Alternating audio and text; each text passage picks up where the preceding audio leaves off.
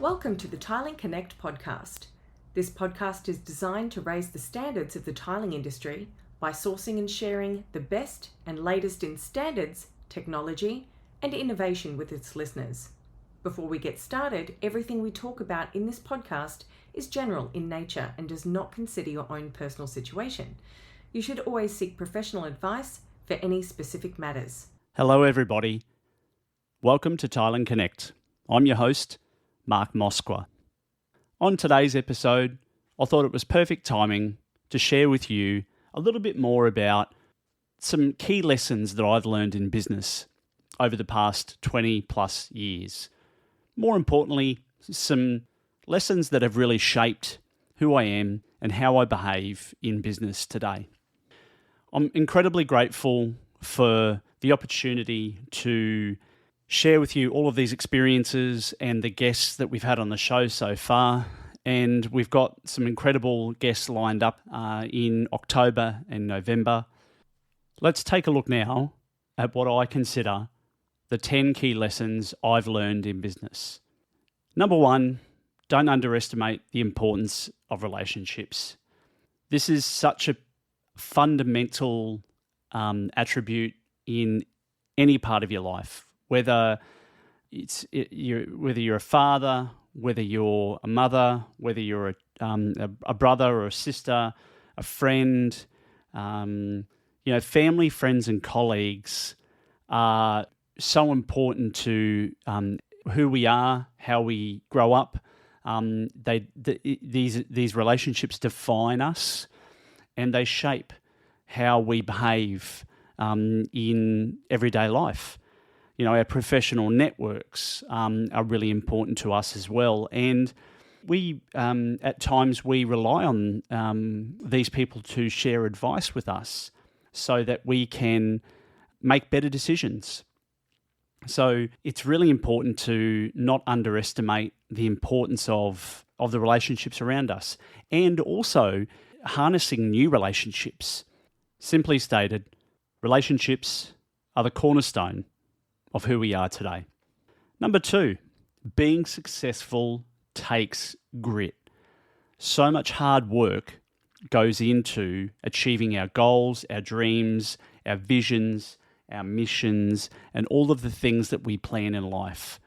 There's a lot of hard work, there's a lot of perseverance, there's a lot of sacrifice, and all of these things enable us to achieve the reward that we aspire to obtain. Number three, not all clients are the right fit. And this has got such a multifunctional meaning across so many different parts of business. Whether you're a sole trader or you're a company or you work in a business, there's going to be a time where you have to say no, because the expectations of the client or the expectations of the business, you can't meet those. You don't have the skill or the technical capability to be able to provide the type of service or results that they want. And sometimes you just have to. The fit isn't right. You have to choose your business reputation and what you want that to look like. I remember very clearly when I was in executive recruitment that we were forever understanding our clients and our candidates to ensure that the company and the candidate were a perfect fit. Because if they weren't, there was every likelihood that that partnership or that relationship, going back to point one, wouldn't survive the desired time. So it's always good to make sure that get the clients and or people fit perfectly together. Point four, mistakes are a necessary part of growth. I love this. If we don't make mistakes, we don't grow. Plain and simple, it's pretty easy to understand. Life is not built to be perfect. We aren't built to be perfect human beings, and we grow purely by making mistakes. Some of the greatest athletes in the world, some of the biggest entrepreneurs in the world have made some of the most fundamental errors time and time again to perfect their craft. It teaches us lessons.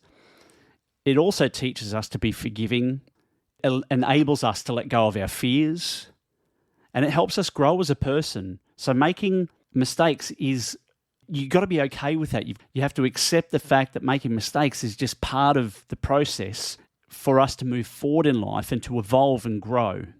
The one thing that it really did for me is it inspires me to achieve more. So the more mistakes I make, the hungrier I get. Point 5, always be prepared to demonstrate your expertise. This is cool. Look, demonstrated expertise and effectiveness basically means that as individuals, we can achieve results in our chosen field. Sometimes people are going to say, hey, if you're a first-class quality professional tiling contractor, can you show me some examples of your work? Can I talk to some people and acquire some references for the type of quality that you produce?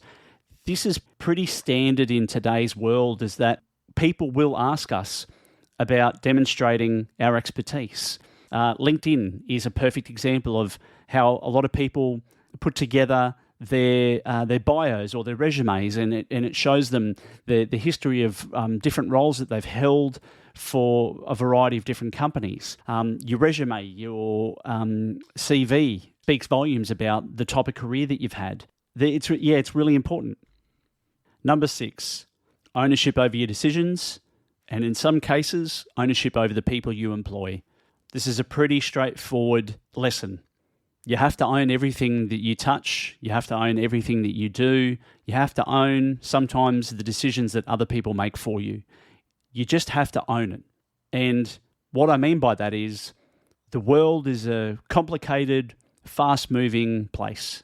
Life isn't perfect. It's meant to be challenging because in challenging times we grow. And sometimes the decisions that we make don't necessarily deliver the results that we are aiming to achieve. You get some pretty crappy results out of some of the decisions that you make, and occasionally you get some excellent results from the decisions that you make. You can't pick and choose which ones you own and which ones you don't. You just have to own them all and look at every lesson, every decision that you make as a lesson, and take something away from it. Learn from it. Lesson 7. Communication is essential. I love communicating. It is so important in today's world. It always has been important. However, today, the amount of communication tools that we have are amplified 12-fold. We have Messenger, WhatsApp, Facebook contact, Instagram messaging, text, email, Snapchat, TikTok, phone calls. It's crazy how many communication tools we have in the modern world versus 20 years ago. It's the habit of communicating that enables us in life to achieve everything that we want. And you can't achieve what you want in life without communicating outwardly and inwardly. So communicating outwardly with other people, and then your self-talk. So inwardly, telling yourself and communicating with yourself and making sure that you're on track for achieving your goals.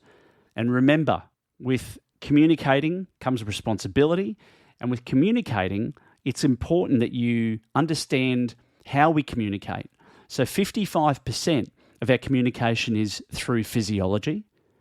So the way that we move with our hands and our body. 38% is vocal. So it's the tone and depth of the voice that we use when we're communicating with others. And believe it or not, 7% is the words that we use. So physiology is incredibly powerful when we're communicating. Number 8, follow through on your promises. You see, every day, every week, every month, every year, we are asked to do things, and we, in conversations with colleagues at work, family and friends, our peers, we make promises on what we're going to do or things that we're going to help other people with. Our reputation is important to us, right? So it's important that whether we're in business or we're in social settings, that we always follow through with our promises. Number 9, Health and fitness are vital ingredients. It's so important to have a balanced life. Everything that you do has to be balanced. Your health and fitness are such a key ingredient in maintaining vitality and energy in everything that you do in life, whether it's with your family, your friends, your business. If you're not healthy, you're literally putting a shelf life on what you can achieve in life and how well you can achieve it. I go to Good Life Gym.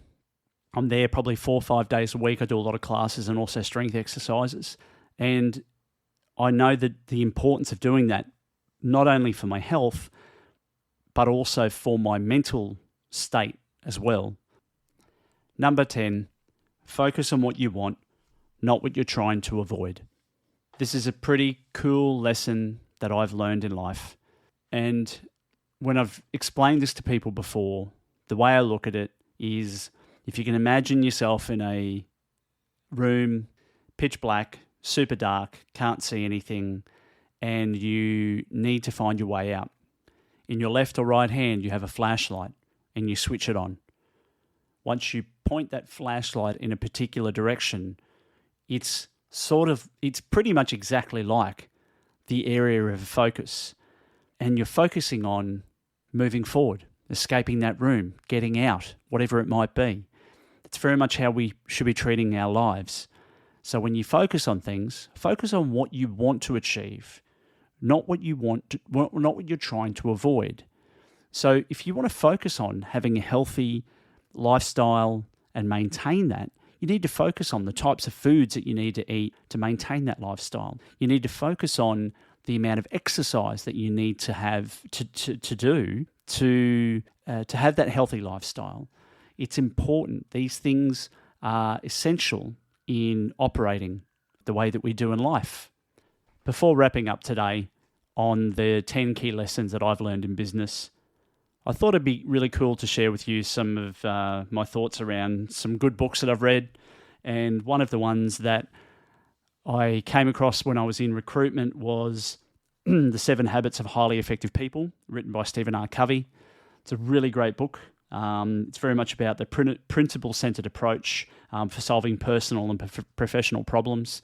It's a really good read, and it gives you a step-by-step pathway for living, with fairness and integrity and of service. And it provides some really, really good principles that are great to adapt, change, and wisdom. Thank you so much for tuning in today and listening to my lessons that I've learned. I hope that you take something away from today's podcast. Next week we'll have some new guests appearing on the show. Stay tuned and have a fantastic week ahead. Thanks for listening to this episode of the Tiling Connect podcast. If you'd like to hear more, don't forget to subscribe. If you have any questions or would like to be involved in the show, email us at tilingconnect@gmail.com. See you next episode. Until then, stay connected.